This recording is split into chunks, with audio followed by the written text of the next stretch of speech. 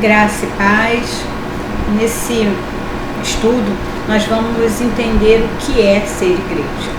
Muitas pessoas veem na igreja um clube, um lugar onde as pessoas vão para se reunir, cantar algumas coisas, ouvir algumas palavrinhas, mas nós precisamos compreender que igreja é algo muito mais sério, muito mais profundo, além de tudo isso que possa parecer ou que o nosso comportamento às vezes defina, né, como um clube. Não, igreja é o corpo vivo de Cristo. Então, esse é o tema do meu estudo nesse momento. Então, antes de nós começarmos a estudar, vamos estar falando com o nosso Deus. Soberano Deus, amado Pai, colocamos as nossas vidas diante de Ti, gratos por tudo que o Senhor tem feito e por tudo que o Senhor continuará fazendo em nossas vidas e através de nossas vidas. Ajuda-nos, Senhor, agora a entender o Teu propósito ao estabelecer a Sua igreja e que nós possamos ser essa igreja viva e eficaz que participa da Sua ação neste mundo. Assim nós oramos e já Te agradecemos em nome de Jesus. Amém. Então, quando a gente fala de igreja, a gente precisa entender o que é a igreja. Então, a igreja, ela é a comunidade dos discípulos e das discípulas, dos homens e das mulheres, adultos, crianças, idosos, dos santos e das santas que seguem Jesus. E em 1 Coríntios 12, no versículo de número 27, vai dizer que, ora, vós sois corpo de Cristo e individualmente membros desse corpo. Então, eu e você somos membros do corpo de Cristo. Então, a igreja é o corpo vivo de Cristo.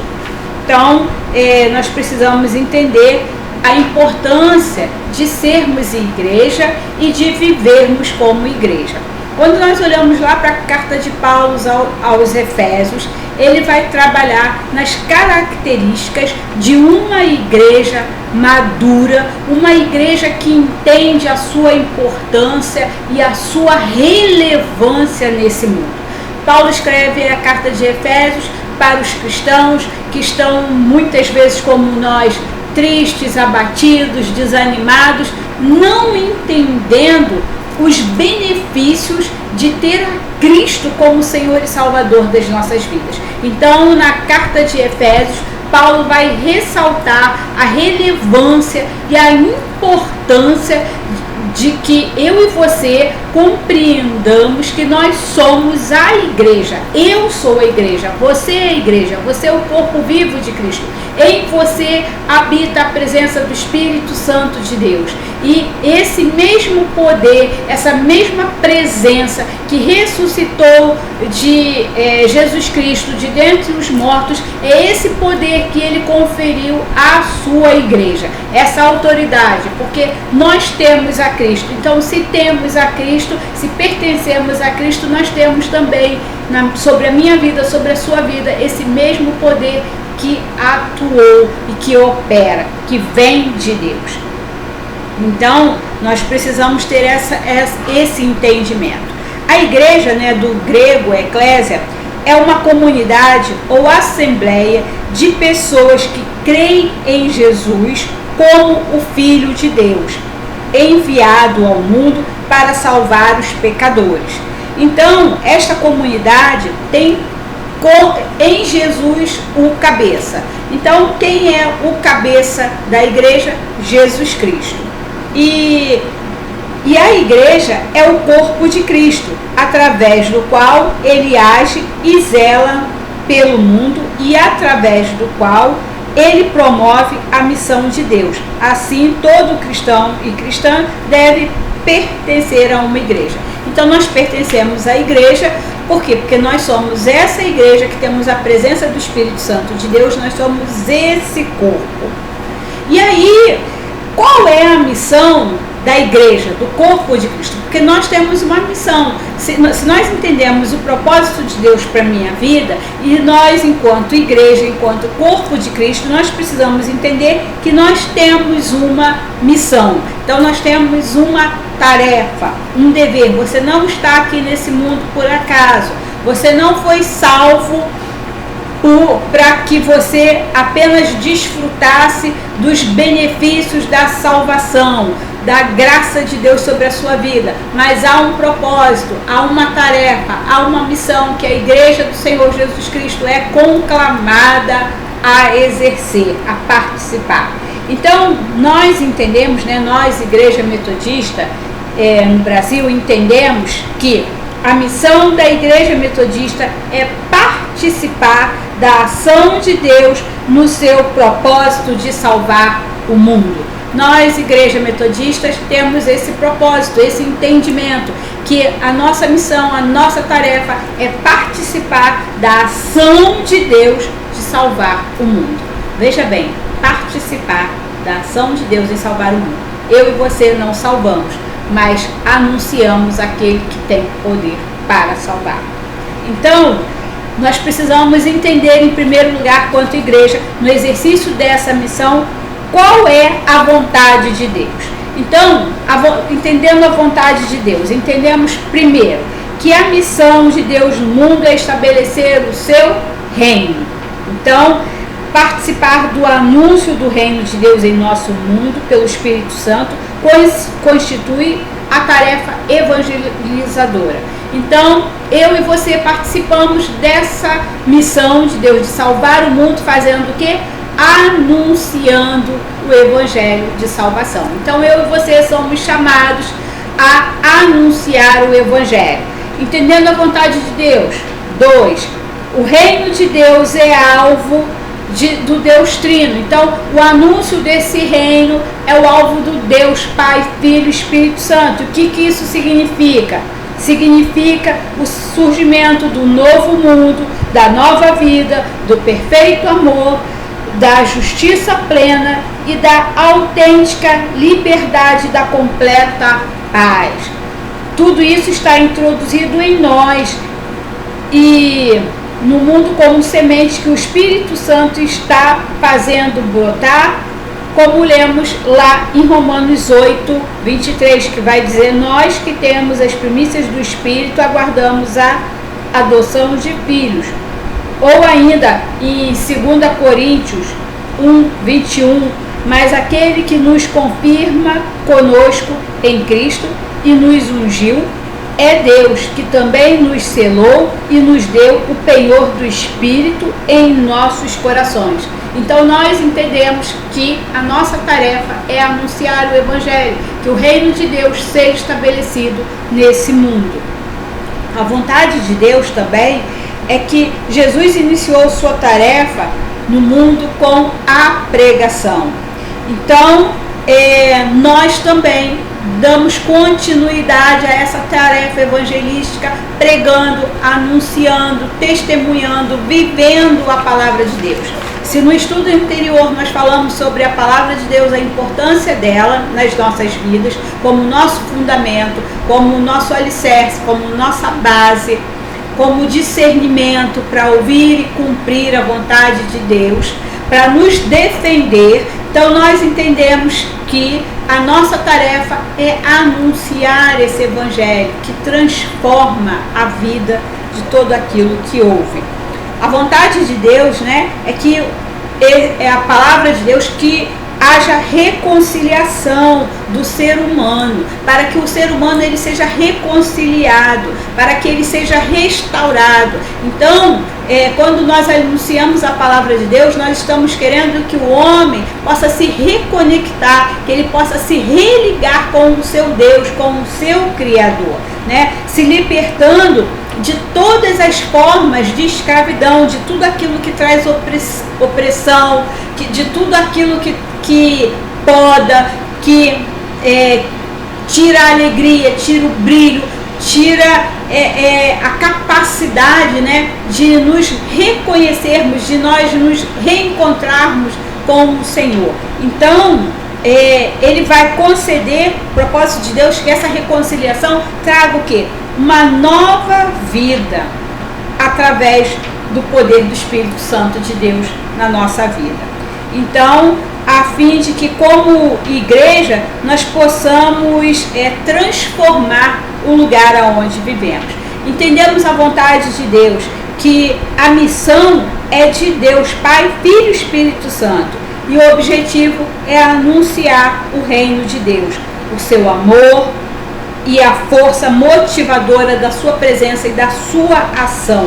Então, o nosso Deus, ele trabalha até agora. Ele trabalha até agora criando, né, as pessoas e comunidades, dando-lhes condições para viver, trabalhar e construir suas vidas como pessoas e como comunidade.